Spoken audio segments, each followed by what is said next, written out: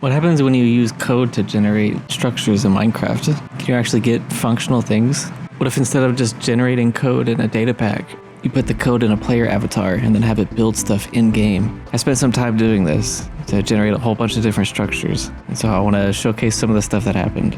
Using a fork of the emergent garden data pack, I linked it to an in-game single-player world and linked it to the chat for that. And so by prompting in chat, you could generate entire structures for things like cathedrals, buildings, rooms, and things like that. There's a lot of bugs and kind of glitches in this stuff. I didn't really know how to build with water, but it was really good at generating big structures and chunk-based generations, similar to procedural generation. I gave it a bunch of different prompts like building libraries, roofs for that stuff, but it wasn't really generating what I wanted it to. So I enabled the experimental mode, which allowed it to build much crazier structures unrestricted by the previous prompts, and pretty much doubled the token rate limit. From there, it could iterate on itself. It could build a structure, look at what it built, and then build extra stuff on top of it. The first thing it did was build this tower of creativity, it called it, with all these different colors and lights. It still didn't seem to know how to build with water, but it started building with fractals and strange math functions to get these kind of orb shapes all around the thing. But it seemed too abstract, so I asked it to build a village, and it began iterating on one, building a couple houses with fancy roofs, even a tower inside one of the houses. After that, I wanted to test how big of a structure it could make, and so it made this 3-part temple of sorts out of fancy blocks like gold and prismarine and nether quartz and stuff.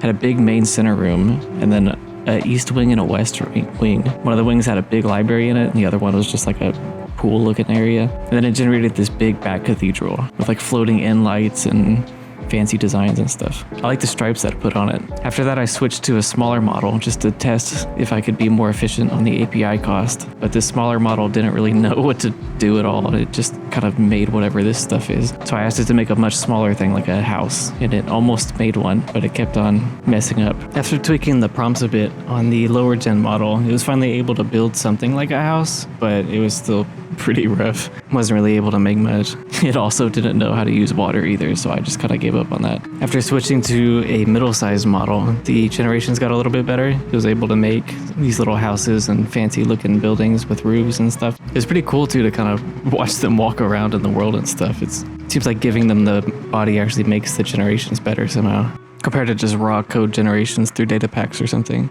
There's a couple other generations I played with, like internal structures, seeing if it knew how to make tables and chairs, posts and things like that. But they still kind of had these like strange backroom artifacts where things wouldn't really be in the right places. Sometimes things would be in the walls or in the posts. I did try to code this out, but it just kept on doing it in most of the generations. Stuff would still be in just strange places. In the floors sometimes. It would put crops inside the building. But it would still make some really interesting looking things, like fence posts and walls and all this stuff. For this specific one, it tried to make defenses, and so it did so by putting TNT at the gateways of this build, but the TNTs were already lit when it spawned it in, so it just kind of blew up its own build. Very strange to look at, but funny stuff like that would happen pretty often on the big scale generations. I ended up swapping back to smaller scale builds and tuned where it would place the internal stuff, so it got pretty decent at it.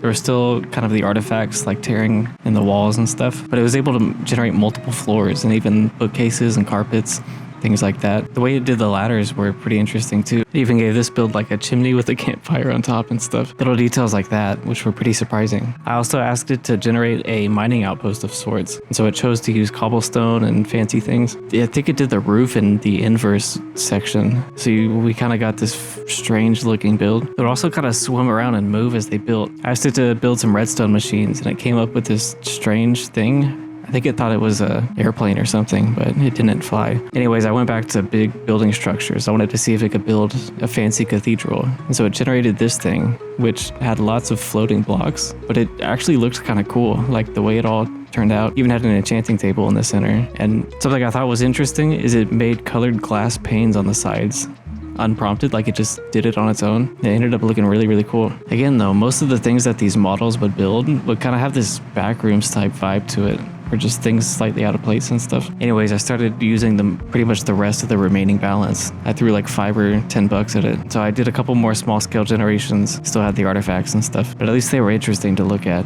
There was this one, it built a house on top of itself. It got confused on what the y-axis was, so it kind of just built all these floating things, complete with floating crop garden. Sometimes they would forget where the geometries were on the things they placed, and they would just build things into itself. This one made like a giant redstone torch wall or something. Then another one made a fancy looking little house, but then it made a fireplace inside of the wooden house and then set its own house on fire by accident. So again, just really funny stuff like that happens. Anyways, I ran out of credits on that session, and so that was pretty much it for that. Building like this is very fun though, so I may do some more experiments like this now that there's more models out, because all this was filmed a decent amount of time ago.